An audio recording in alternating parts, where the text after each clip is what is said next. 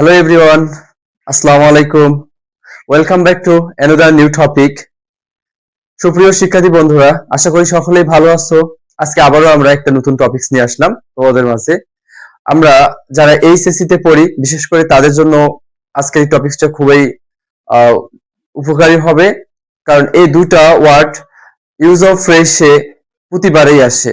তো যারা তোমরা এই দুইটা ওয়ার্ড নিয়ে ভুগতেছো তাদের জন্য আজকে আমি এমডি সোহেল রানা এলসিপি সেন্টারের পক্ষ থেকে এসেছি তোমাদের জন্য, যাতে এই দুটো টপিকস তোমরা প্রতিটি পরীক্ষায় কমন পাও।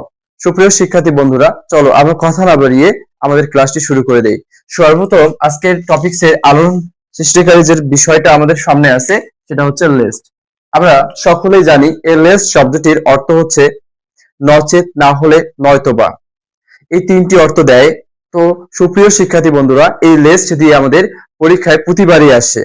তো আমরা যদি কমন পেতে চাই 2টি মার্ক, তাহলে এই দুইটা ওয়ার্ড আমাদেরকে প্রপারলি জানতে হবে। শুধু জানি যে 2টি ওয়ার্ড আসছে, বাট ভালো করে পড়ি নাই, পারবো না। চলো আমরা খুব কেয়ারফুলি এগুলোকে আমরা শিখে ফেলি।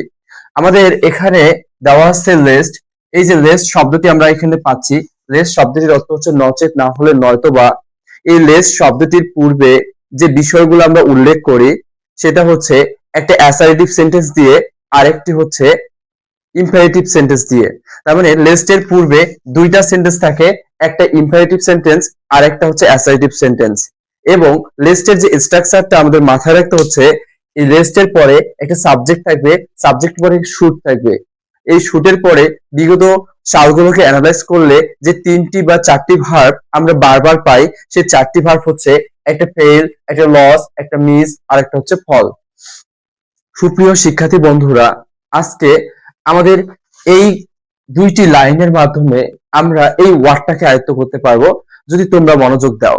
তো আমাদের এই যে লিস্ট শব্দটা আমরা বলতেছি, লিস্ট মানে নচেত, না হলে, নয়তোবা। এটার পূর্বে যদি ভার্ব প্লাস অবজেক্ট থাকে তাহলে এটা ইম্পারেটিভ সেন্টেন্স। আবার আমরা দেখবো আমাদের সাবজেক্ট প্লাস তারপরে ভার্ব আছে, তারপর অবজেক্ট আছে, এটা হচ্ছে আমাদের অ্যাসার্টিভ সেন্টেন্স। তাহলে এই অ্যাসার্টিভ সেন্টেন্স এবং ইম্পারেটিভ সেন্টেন্স এপাশে থাকলে কোনো একটা তাড়না যোগাবে, ভয় থাকবে একটা কাজের মধ্যে।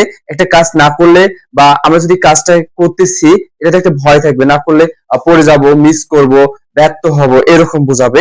সেই কাজের ক্ষেত্রে আমরা যেটা বসাবো সেটা হচ্ছে লিস্ট। যেমন আমরা বলতেছি যে গো টু মার্কেট V1 দ্বারা শুরু হয়েছে। সুপ্রিয় শিক্ষার্থী বন্ধুরা, imperative sentence go to market list, নচেত, না হলে, ইউ শুড। এখানে দেখো ইউ শুড ফেল, তুমি ব্যর্থ হবে। ইউ শুড লস, তুমি হারাবে। ইউ শুড মিস, তুমি মিস করবে। ইউ শুড ফল, তুমি কি পড়ে যাবে। তাহলে আমাদের মাথায় রাখতে হচ্ছে আমরা যখন লিস্ট ব্যবহার করতেছি, এই যে লিস্ট শব্দটার পরে একটা সাবজেক্ট, তারপরে একটা শুড মাস্ট বি। তবে এখানে মাথায় রাখতে হচ্ছে এখানে কিন্তু মাইট শব্দটি ব্যবহৃত হয়। তো আমরা সর্বদাই শুড ব্যবহার করব। ইউনিভার্সিটিতে বিগত বছরের যে কোশ্চেন গুলো অ্যানালাইজ করলে দেখা যায় এই লিস্ট দিয়ে আমরা কোশ্চেন পাই। সুপ্রিয় শিক্ষার্থী বন্ধুরা, আমাদের এখানে লিস্টের পর একটা সাবজেক্ট লাগবে, সাবজেক্টের পর একটা শুড মাস্ট বি লাগবে, এবং আমরা তারপরে যে 4টি ভার্ব বারবার ইউজ করলে আমাদের সেন্টেন্সটা প্রপারলি হয়ে যাবে। সেই 4টি ভার্ব হচ্ছে একটা ফেল, একটা লস, একটা মিস আর একটা হচ্ছে ফল। সুপ্রিয় শিক্ষার্থী বন্ধুরা, দেখো এটা আমাদের imperative sentence go to market, মার্কেটে যাও। লিস্ট না হলে, নয়তোবা, নচেত, ইউ শুড ফেল, তুমি ব্যর্থ হবে। ইউ শুড লস, তুমি হারাবে। ইউ শুড মিস, তুমি মিস করবে। এছাড়াও আমরা অ্যাসার্টিভ সেন্টেন্স দিয়ে যদি বলি শি ওয়াক ফাস্ট, সে দ্রুত হাঁটে। লিস্ট নচেত, নয়তোবা, শি শুড ফেল, সে ব্যর্থ হবে। শি লস, সে হারাবে। শি মিস, সে মিস করবে। এটাই হচ্ছে লিস্টের স্ট্রাকচার।